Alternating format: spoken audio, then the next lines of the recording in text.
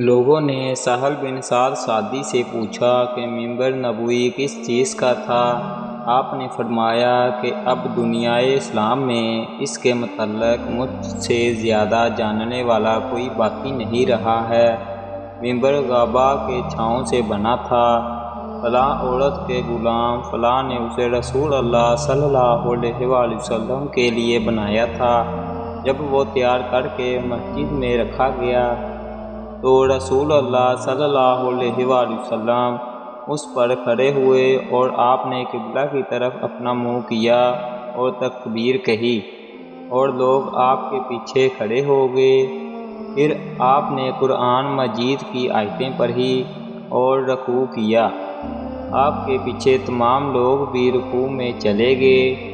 پھر آپ نے اپنا سر اٹھایا، پھر اسی حالت میں آپ ٹوٹے پاؤں پیچھے ہٹے، پھر زمین پر سجدہ کیا، پھر منبر پر دوبارہ تشریف لائے اور قرأت رکوع کی، پھر رکوع سے سر اٹھایا اور قبلہ ہی کی طرف رخ کیے ہوئے پیچھے لوٹے اور زمین پر سجدہ کیا۔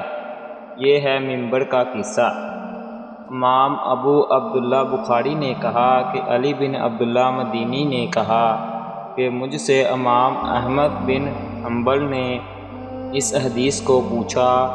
علی نے کہا کہ میرا مقصد یہ ہے کہ نبی کریم صلی اللہ علیہ وآلہ وسلم نماز میں لوگوں سے اونچے مقام پر کھڑے ہوئے تھے، اس لیے اس میں کوئی حرج نہ ہونا چاہیے کہ امام مقتدیوں سے اونچی جگہ پر کھڑا ہو۔ علی بن مدینی کہتے ہیں کہ میں نے امام احمد بن حنبل سے کہا کہ سفیان بن عیینہ سے یہ حدیث اکثر پوچھی جاتی تھی، آپ نے بھی یہ حدیث ان سے سنی ہے؟ تو انہوں نے جواب دیا کہ نہیں۔